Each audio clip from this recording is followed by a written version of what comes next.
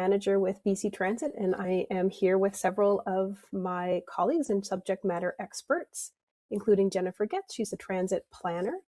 We have Kevin Sturgeon joining us momentarily. He's the manager of planning. And then we also have Adam Bishop, who is the manager of accessible transit.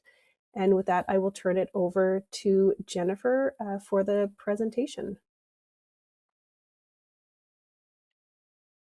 Hi, everyone. Good morning. I'm just going to share my screen here. Wonderful. Can everyone think that's working? It looks like it's working on my end.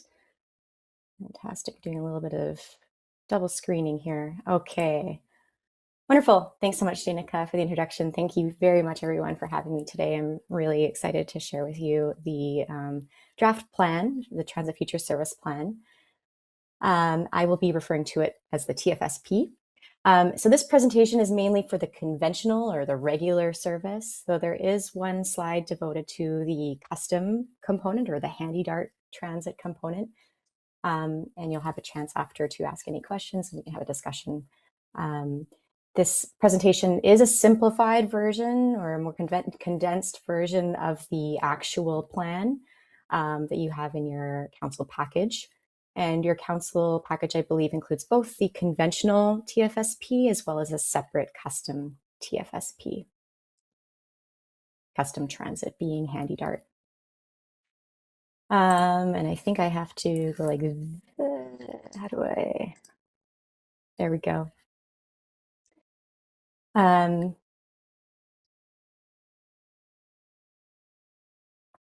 First, I wanted to acknowledge with respect that BC Transit carries out its work on the traditional territories of the Indigenous nations throughout BC.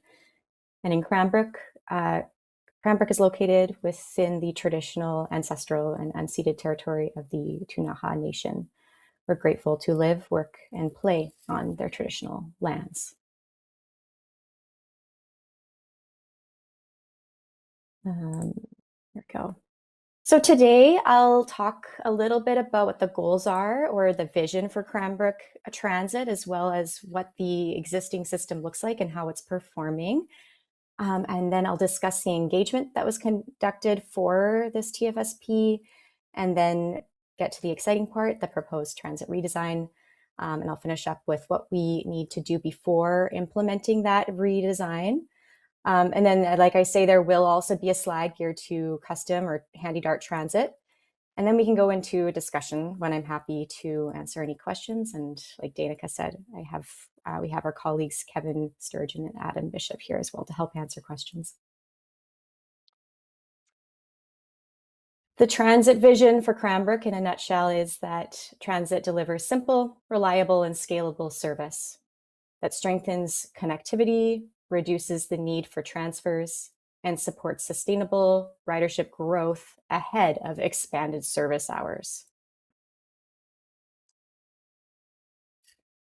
The role of the TFSP is to build on existing planning and to add service and infrastructure priorities for the community, to review what's changed over the years for the community, to inform transit planning and operational activities, to drive a range of objectives and actions that will deliver a fit-for-purpose network for Cranbrook, and to guide decision-making to implement the desired network. Today, your system provides local transit service to Cranbrook residents. It's delivered through BC Transit's cost-sharing partnership with the city. So service planning, fares, service levels, so frequency, span, it's all developed collaboratively with the city to reflect local priorities and community needs. And important to note that Cranbrook Transit has recovered to pre-pandemic levels now. It does remain about 27% lower than systems of a comparable size. So here is your transit system map. Today there are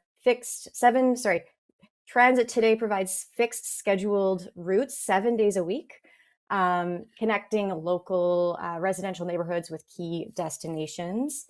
So those are the downtown, commercial areas, employment centers, educational institutions, and health services. The network is structured as a hub and spoke pulse system with routes converging at the downtown exchange to facilitate transfers. Generally, routes operate at hourly frequencies on weekdays and reduced service on weekends. And this design enables broad geographic coverage within the available resources, but it does result in a very transfer-dependent travel patterns and limited frequency for many trips, particularly if you're going from one side of town to the other. The main drivers for ridership in Cranbrook are the downtown exchange. That's the busiest stop or exchange location, followed by the College of the Rockies, Walmart and Superstore area, and Tamarack Mall. Transit service is meant to serve both residents and visitors alike, and the Route 1 Tamarack carries nearly 40% of all passengers in the system.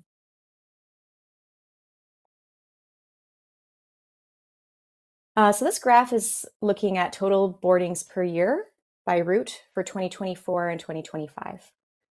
So as you can see here, Route 1 Tamarack consistently is recording the highest ridership. That reflects really its role in providing both local residential coverage as well as key connections to the downtown exchange. The route also supports access to major shopping, service, and employment destinations, including Tamarack Mall, Walmart, and Superstore.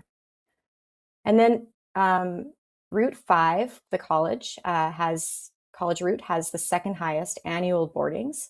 So that really indicates to us that after employment and commercial purposes, post-secondary education is a primary driver of transit demand. All right, moving on to the rides per hour level. And we can see here that ridership is a bit more evenly distributed across all the routes, with routes 2 Highlands and 4 Slaterville being the lowest. There is generally an increase in ridership over the winter months and a decrease in ridership in the summer months. Lastly, we're looking at daily ridership by season and service day. So you can see that weekday service carries significantly more passengers than weekend service, and Saturday ridership is a little bit higher than Sundays. Transit ridership in Cranbrook, as was shown on the previous slide, it does vary a bit of seasonal variation with higher demand observed in the winter months and lower ridership in the summer months. So overall, for public engagement for this project, 641 people were engaged over the course of the project. The first phase from September to December of 2024 identified service priorities that we should be looking at through a public survey, key interest holder focus groups, as well as key interest holder interviews. And then the second phase from October of 2025 to February of 2026 gathered feedback on a proposed network redesign that we took to then inform the final plan. So marketing to the community was facilitated through a variety of tools that included a website customer alerts, flyers, and sorry, one moment, please. I am running low and I'm a little concerned that, there we go. Fantastic. Bear with me here. One of my cables wasn't working and now it's telling me I should be good. Should be plugged in and ready to go. Okay. Marketing through the community was facilitated through a variety of tools. These included website customer alerts, flyers, and posters on buses and around the city, social media posts, newspaper advertisements, digital advertisements, and radio. So overall, key takeaways from phase 1, we heard that we need to connect routes to more key destinations to reduce the number of transfers, focus on where the ridership demand is, explore on-demand service. So I'll get to what that exactly means for those who might not know about on-demand in a minute. And then optimize using existing service hours and fleet prior to expanding service hours and fleet. So I'll read a couple of quotes here just to demonstrate what we heard. One of the quotes we received was that from our public survey, someone said, having all the buses go to one central location, necessitating transfer makes trips too long. I'd love to take transit, but it takes me 45 to 60 minutes for a trip that I can walk in 20 minutes. And then another person said, the long intervals and windy routes make walking faster and or more reliable almost all of the time. Consider doing fewer, better routes. Moving on to engagement phase 2, overall what we heard was that despite what we do with the redesign, it's really important that we remember that walking distance, travel time, and service frequency is valued in transit planning work and decision making. And participants, many of them recognize the potential of on-demand to expand the coverage area and to provide greater flexibility for riders. Others were more hesitant and curious to learn more. So as you can see from some of these quotes, someone said that they're curious to learn more about on-demand. They would need to learn a little more information about on-demand in order to provide feedback. And then other people said that, wow, okay, this is really interesting. Areas that currently have no transit service can now have the option to take transit with on-demand. I'll also just highlight one more thing on this slide, which was really interesting that we took away from the public engagement. 20% of the public survey respondents who do not currently transit said that they may use transit with this proposed redesign. So now for the exciting part, and it might be kind of small. Don't worry if you can't see. I'll go into greater detail on what these routes are in the following slides. But over the next, around, depending on the implementation, between 2027, 2029, this new service redesign will help shape the system over the next sort of 5 years or so, with the aim to focus on serving key destinations. It'll maintain service coverage through the on-demand component, reduce transfers, providing a more convenient transit experience for more people. It'll also simplify routes for easier scalability. Right now, it's quite hard to grow the service or reduce the service depending on priorities. So it's going to be a lot easier for scalability. And then the hope is that we'll be using existing service hours and fleet to gradually grow ridership. That is an aim prior to expanding service hours and fleet.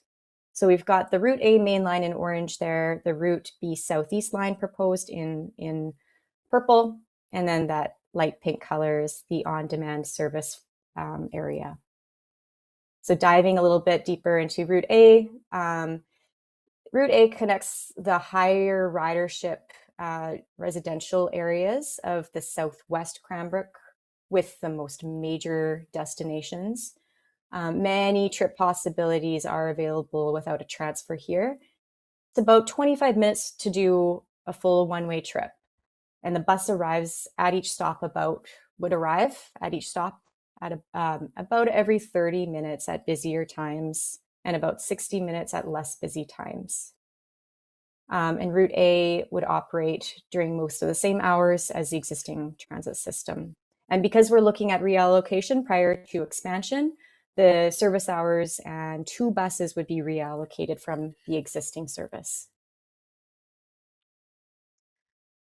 Second route we're proposing is the Route B Southeast. So this route connects residential areas of Southeast Cranbrook with a couple other key destinations, being the College of the Rockies and the Downtown Exchange. It would be about 25 minutes for a full one-way trip, and the bus would arrive at each stop about every 50 minutes, 50. Now, this route would not be running at less busy times, but during those times, on-demand will be available. On-demand will be available all of the time. And that is just something I'll note in your council package. There will be a slight change here to note that Route B will not be serviced at less busy times. So there will be a slight amendment there to the final plan. Now for the on-demand service, this is a new service being provided through BC Transit. With on-demand, riders can request trips when needed by app or by phone. The system groups passengers traveling in the same direction and creates efficient routes in real time. So there's no fixed routes, no schedules. When regular transit is available, so when a fixed route line is available, the app would suggest the most convenient option that might be that fixed route. Service would operate during the same hours as the existing system, so it's always throughout the same span of service as any of the existing system's routes. On demand would replace that, and the same fare would be in place as the fixed routes. Again, service hours and one bus would be reallocated from the existing service.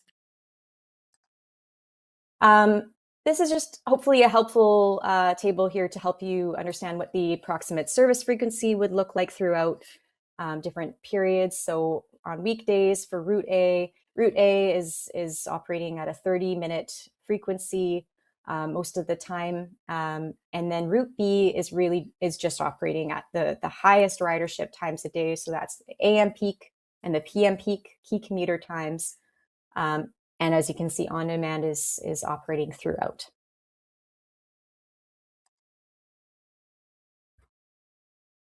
And then once your redesign is in place, we would suggest some gradual expansion of service hours and fleet. What that could look like is an increase in span or frequency on Route A, as well as for Route B. And then for on demand, as the service gains popularity, there may be interest in adding some more buses to really reduce those wait times and the trip length.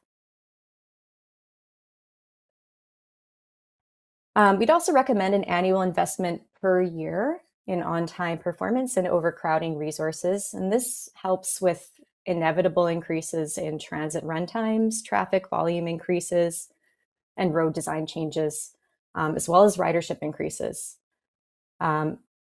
We'd also recommend exploring the feasibility and governance of regional connections between Kimberley and Cranbrook to the Canadian Rockies International Airport and the Akum community. And I'm excited to say that Kimberley's Route 21, Kimberley-Cranbrook, now offers service on request to St. Eugene Mission in the Akum community. So that's a really exciting thing. A few notes on the regional connections that I just wanted to make was that our second phase of engagement, the public survey responses suggested that after Cranbrook's local transit service routes are updated, people would prefer to expand transit to the airport than see investments in the local service. And the regional connections, and specifically an extension of the Kimberley routes to serve the airport and the Akum community, was also an option identified in Cranbrook's regional transportation study in 2024. So that study also provided the same option outlined here under expansion resources for the 5 round trips, 6 days a week, with a dedicated route connecting Cranbrook, Akum, and the airport and Kimberley. And so, so there are opportunities for regional collaboration and cost sharing on the service. More work would be required on the governance component, of course. In terms of infrastructure priorities for 2026 and beyond, we'd recommend downtown exchange improvements that could look like new shelters, a permanent operator washroom, lighting upgrades, waste bin upgrades, signage upgrades, all those things. And then bus stop infrastructure as well is always something that is always a great option as well. We do get a lot of feedback on bus stop infrastructure when we do our public surveys, people wanting more lighting and that sort of thing, better shelters, especially for the winter and the hot sun. We do have some funding opportunities available for that through our BC Transit Shelter program. There's and then minor betterments funding as well through the province. And then, of course, City of Cranbrook capital funding. We'd also recommend that the city consider a connection between 24th Avenue North and the college.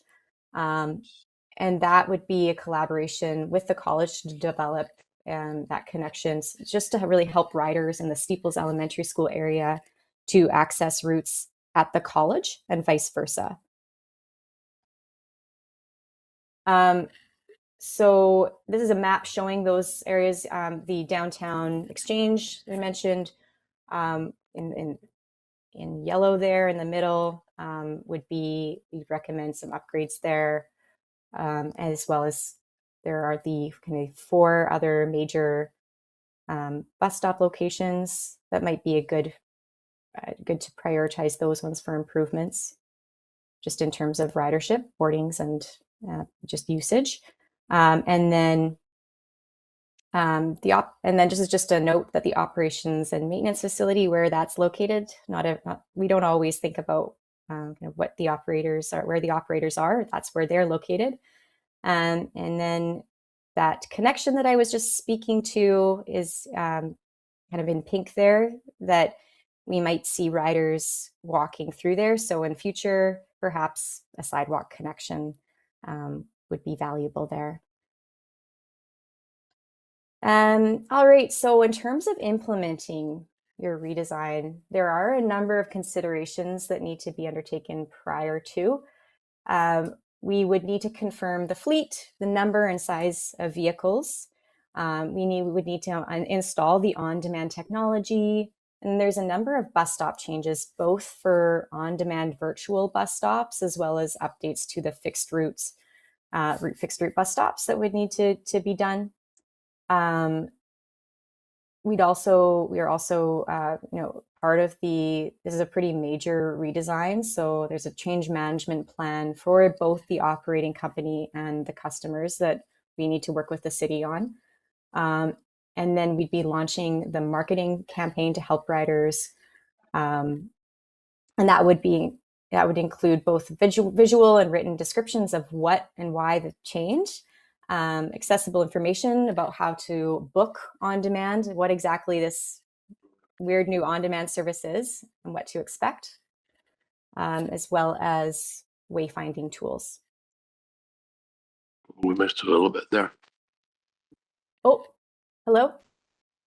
Hello. Hi, did I cut out a little bit? Jennifer, we had a little bump here in the council chambers, so we missed about 3 minutes of your speaking, but I think we were still pushing out to the public. Oh, okay, yeah. Was it the considerations and implementation slide? The one before that, your future infrastructure network. If you could just recover that, sorry. No worries at all. Yeah, no problem. Yeah, we had a system bump in the council chambers, but I think you were still going on to the live feed, so we'll just have to edit the video after as well. Sounds great. No problem. Thanks, Jennifer. No worries at all. Yeah, this is just a map showing what I kind of spoke to on the previous slide. So it's showing your downtown exchange and where we would recommend some gradual improvements there, as well as the key bus stop locations other than the downtown exchange. So those are kind of highlighted in green there. And then just of note, that's in blue where your operations and maintenance facilities current location is. And then the pathway connection that I was talking about that you might see riders using with the new redesign is in pink there, that pink bubble. So that's where a potential sidewalk connection could be placed. Mm-hmm. Great. In terms of considerations for the implementation piece, so prior to implementing your redesign, there are some considerations and work to be done with the city. We would need to confirm the fleet, so number and size of vehicle. We need to install the on-demand technology, and then there are a number of bus stop changes that would need to be done. We'd be working with the city to develop a change management plan for both operating company and the customers. And we'd also launch a marketing campaign So that would include visual and written descriptions for riders, the community of what the change is and why we're changing things, accessible information about how to book on demand and what to expect with that new service, and then as well as wayfinding tools for customers. It's important to note that ridership is expected to decline initially with the redesign, and that is a normal outcome of any significant transit route redesign as people become acquainted with the changes. And then performance of the transit system is monitored on an annual basis, which is typical for transit systems of this size. And then performance may be monitored more closely since there's a significant change being undertaken. So we'll be really keen to see kind of what's happening in Cranbrook with post redesign. Service improvements will be integrated into the 3-year transit improvement process, which is updated annually. Infrastructure improvements will be incorporated into BC Transit's capital plan. And prior to implementation of service changes, we'll be working collaboratively with staff in the city to ensure that service improvements appropriately reflect local needs. And additional targeted engagement may also be conducted. So that's sort of the conventional transit side of things. And then for custom transit is the HandyDART system in Cranbrook. It operates much like it did in 2013, includes paper-based scheduling still. I should just say too, HandyDART serves Cranbrook very well during its current operating hours. But we are looking to modernize HandyDART systems through a province-wide platform that we're calling the Custom Transit Solution, or CTS. CTS responds to rider concerns. So riders would have to book by phone. There's no visibility into their trip until the bus arrives, but it does give riders self-service booking through an app, by web or by phone. It does provide real-time arrival updates, and then the ability to manage their own trips, as well as caregiver bookings, and the ability to pay via electronic fare payment. There is an algorithmic scheduling in place with CTS that would replace manual dispatch, and that will really improve the efficiency. And so in terms of when this is scheduled for in Cranbrook is scheduled for our second wave with configuration beginning March 2027, and go live is expected to be later that spring. There would be no change to Cranbrook's service levels, hours, or fleet. And we do have Adam Bishop here today to help answer any questions, should there be any, with regards to custom transit. All right, thank you so much for your attention throughout all this. I'll end with some next steps, which is that Cranbrook Council would endorse the Transit Future Service Plan, pending any final changes requested, or things for us to look into, as well as, and then we would continue with the network redesign. So with that, I will say thank you very much. And like I say, we've got Adam Bishop here, my colleague as well, Kevin Sturgeon and Danica White, and myself, and we'd love to answer any questions. So and perhaps we could start with the custom transit, just because Adam is here for a little bit of time. Thank you so much for listening. Thank you very much, Jennifer. I think we do have a couple of questions from Council here. Councillor Bassett, to start it off. Well, thank you. Thanks for the presentation. I'm wondering, is there a link so that you can go between Route A and Route B? Like, do they intersect at the main exchange so you could change? Yes, thank you, through the chair. Yes, they do. There is the downtown exchange. They would still align, and riders would be able to transfer there, as well as if they wanted to at the college, though probably not quite as there would be those two connections. Okay, great. Thank you. It looks wonderful, actually. I mean, I would be using Route A, and that's quite an improvement over what the service is right now. Councillor Ray? Thank you, Mayor. So you've touched on kind of the next steps. So maybe for our CAO, when do we anticipate this report coming to council? And if the future plan is approved, what would be the timeline for implementation then? And I'm looking at the conventional transit side of things, I guess. Tina?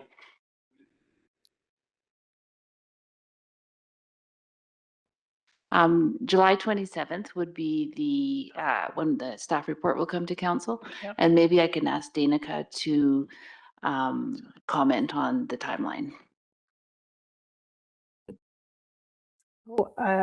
I will let our planning team talk about implementation timelines. Thanks, for on Danica. demand. Sounds good. Yeah. So our most optimistic implementation timeline would be spring of 2027. However, we would like to continue working closely with local government staff to ensure kind of all the necessary preparations are in place prior to. So there are different considerations for that. Ideally, the custom digital component would be implemented prior to on-demand service. This would just help get operators more familiar with the digital service delivery and the associated processes before transitioning to the full on-demand model. And then another key consideration is timing relative to the school year. So we just need to determine whether implementation during the school year is appropriate, or if it would be preferable to wait until the school year has been concluded, just to minimize potential disruption there. So hopefully that answers your question. Thank you. A couple quick follow-ups. Thank you, Mayor. So for the on-demand service, is Shadow Mountain included in the on-demand service? So Shadow Mountain is within our city boundary. And yeah, so just wanting to get a little more clarity on that. For sure. Yeah. Shadow Mountain, as well as the airport, are not included in the current on-demand service coverage area. Those are really the only two areas within the city that aren't included at this time. And I believe that aligns with the existing Handy Dart service coverage area as well. So those overlap. So Handy Dart does not cover Shadow Mountain either? That's my understanding. Yes. Danica, is that correct? That is correct. And sorry, through the chair, I will say that the service area, that is something that is determined by the city.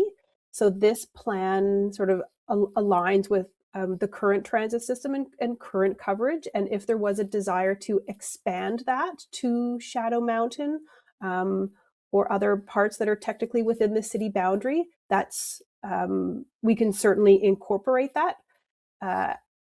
Adding existing area, will just spread those sort of on-demand resources into more areas. So if there are customers wanting to use that service, it's just the same amount of resources covering a wider area. So that's one consideration. But if there was interest or direction to include Shadow Mountain into the on-demand area, we can certainly do that.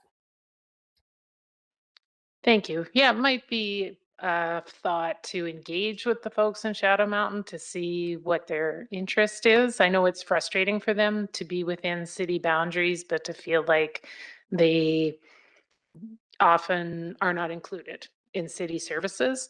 And one example I will share is that someone was needing to book some kind of home care service for a senior person in their home, and they were charged the out of city rate for that person to travel there, even though they're literally within the city boundaries. So anyways, just might be a thought for some further engagement. And then just one final comment. If we're considering, and it's on the to-do list, to have a permanent washroom at the downtown interchange site, we might want to think a little more broadly on that. So we have had feedback from nonprofits in the community that it may be helpful to consider an all-metal washroom, as Nelson has. So Nelson's facility is a Portland Loo public washroom. So all metal, vandalism resistant, easy to clean. And so that could be a public washroom service that would serve that bus interchange, but also provide a 24/7 washroom service in the community. Thank you. Councillor Stetsky. Yeah, thank you, Mayor. Several questions. Just a quick follow-up on that washroom thing. So would BC Transit then pay to build that washroom? It's located at the bus interchange. Danica, would you like to take this one? So in previous capital projects, when BC Transit has worked with local governments to build a transit exchange, such as in the city of Nelson, for example, the public washroom has been cost shared with the city. It's not often something that is done, but I can certainly provide some more information about that later if there was some interest in having a public washroom and what some of the options might be. Having been to the one in Nelson, I think it's an excellent option, actually. More broadly, though, will the plan that you, as presented, save Cranbrook taxpayers money, cost more money? Is it revenue neutral? Through the chair, yes. And my understanding is it is revenue neutral in terms of taxpayer dollars. There would be a slight operational change in cost for the digital component. And the on-demand aspect, one of the questions I was asked a number of years ago by someone who lives in the mobile home park above the graveyard was, how come you have transit running up 14th Avenue where everybody owns 2 vehicles, but nothing across the tracks here where that's not the case for many people living in mobile home parks? So I see that area would be covered, as would Slaterville, in the on-demand service. So can you tell us what that looks like? I mean, on-demand currently, people would think of, full-size bus arriving outside their door to pick them up. So what does an on-demand arrival at your residence look like? Maybe I can answer that one through the chair. The BC Transit On Demand right now is running in 3 cities in BC. We use a light duty vehicle, so the same vehicle as you'd see for Handy Dart, not one of the larger buses. When somebody wants to ride, most people use an app, but you also have the option of using a telephone. If you do use the telephone, the person you're calling would be using the app for you. So ultimately, all ride requests go through the app. The app will get the trip plan into the system. So if there's other people going from A to B and you want to go from C to D, it'll figure out what's the best combination of all of those things. Pick up one person, drop them off, pick up the next, etc. The app will tell you where to go to catch the bus. So we would place throughout the city what we call virtual bus stops. So they're designated locations, but they don't have any infrastructure or signs or anything like that. But we just try to make sure that they're somewhere safe and reasonable for a bus to stop. So the person would be directed to go to that spot. They'd be given an estimated time of arrival for the bus. And the bus will get itself there at approximately that time. There may or may not be somebody else on board. And then the bus will go and drop those people off at virtual bus stops. We like to put as many virtual bus stops as possible to minimize that walking distance. So that's the opposite with conventional services, we wouldn't want to have 2 bus stops, 50 feet apart or something like that. But with an on-demand, there's no problem. We just want to get people as close as possible to their destination. And so that's how it works. You book a trip on the app. It tells you where to go. It tells you when to be there. It could be 5 minutes away. It could be 25 minutes away. And that it'll tell you when, but that variation in waiting time has a lot to do with how big the area is. So how far away could the vehicle be? So Danica mentioned, spreading the resources thinner. If, for example, Shadow Mountain was included, well, then if somebody in the southeast part of town wants to book a trip, but the vehicle is in Shadow Mountain, then it'll be, correspondingly much longer before that ride gets there for them. So those are the types of trade-offs with the service area. But it'll tell you when it's coming. The estimates are usually pretty accurate. And then it'll take you where you want to go. But also the app also looks at the fixed route service. So if somebody's, we show the whole core of the city being within the on-demand service area. But if somebody wants to go from downtown to Walmart, there is another bus that can take them there. And so the app would look at that trip proposal and say, well, we're not going to offer you the on-demand for this trip that's makeable by conventional bus. And so the app will give the instructions on how to ride the other route to get there. But if, for example, that other route, in this case, Route A, had just left and the on-demand vehicle was nearby, it might say, well, actually, this time we'll take you because your waiting time would be too long and the vehicle happens to be nearby and would be able to make that trip efficiently without delaying too many other people. So it'll give you that option. So the app will determine what's the most convenient option for somebody, whether to use the conventional or the on-demand. It'll put as many rides as possible onto conventional to preserve that capacity on the on-demand for those who need it. Thank you. One more. The concept does sound quite exciting and I think beneficial in the end to citizens of Cranbrook. So if an individual wants to access the food bank, which is of course located up in an industrial park area, they would phone the on-demand bus to come and take them up there to get their food. Is that correct? That's correct, yes. Okay, thank you. Hey, Councillor Graham. Yeah, thank you. Just one quick question on the on-demand. Will, like, if you're in the app, can I see the bus arriving to that location so then I know to time myself just to walk there? Through the chair, yes, you can. If you do, Okay. if you use the app, then it has that tracking function, just like an Uber app or that kind of thing. Anything further, Council? Well, thank you very much, guys. Great presentation. Certainly a lot of positives and welcome changes coming.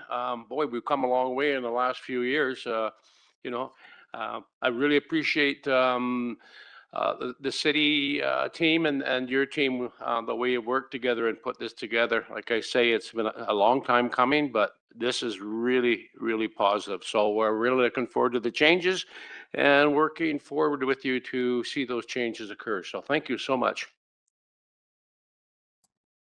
Thanks so much for having us.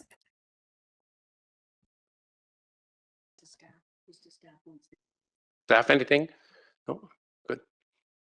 No, we're good. Okay. Yeah, thanks so much. Thank you. Bye-bye. Councillor Bissett. Thank you. So one of the things that we can see in the issues that were raised by council is the impact of planning decisions and how that continues to cause a problem for example, transit to Shadow Mountain. Doesn't make sense. And then you look at the food bank's location. Again, doesn't make sense.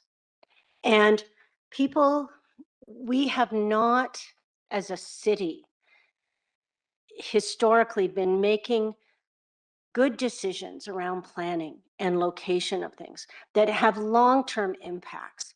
And I mean, I'm speaking, I think, to the converted here, but we really have to look at that. And that's our job. And, you know, like the food bank, when I heard they were going up there, I'm like, why? Oh, because there's space. There's space in lots of places. And that is a long-term decision that was made that had repercussions and still does now as far as people accessing that service. I mean, you got to think of what are we here for? We're here to serve people. So let's be where people are. And the same with the whole Shadow Mountain debacle. And that. So sometimes you make decisions, same as like, you know, when people, I hear this at the regional district, people who live in the countryside and want that country life, but then they want all the services that cities provide, and it doesn't go together. And I guess I'm just venting. Really, but I mean, we've got to be thinking of this as we're doing, and I know our planners do, and I know our engineers do, but it's councils, it's elected officials that have ignored that and caused this problem. It's not city staff. It is this table, and not necessarily the people currently present, but in the past, that's where it is. So it's just something to keep in mind in the future. I don't know. Anyways. So when I look at Shadow Mountain, you know, even the way they marketing out there, it's a rural lifestyle within the city. You want a rural lifestyle, rural lifestyle doesn't include transit. Some things it just does not include. And, you know, that's the way they're marketing that. So, yeah. So, Councillor Teske. If I might add to that, of course, and Shadow Mountain has been controversial for a long time in terms of smart growth or not. But I think to be fair to the people that live there, they do need to know what they're going to get and what they're not going to get by choosing to live in Shadow Mountain right up front. Yeah, you know, that's a really good point. And I think in general, it doesn't matter even what neighborhood people move into. When you're gonna buy a property, you should do some homework. All of a sudden, something comes up behind you. Well, I didn't know they were going to be building there, or you know, there's all these questions. Look at the issues we've had with Stratus in the last couple of years. Seriously, half of those people that bought those places didn't even realize some of the conditions that go with being part of a strata. So I find it quite interesting. So yeah, that's a really good point, Norma. Yeah. Anything further, guys? No. Okay, that brings us to. Are we going to go into close? Would like to go into close? Yeah, I'd like to ask that we go to close, and of course, close deals with land contracts and personnel. Okay. Yep. Okay. Motion to go into close then. Councillor Teske, Councillor Rousset, we'll go into close, Jim.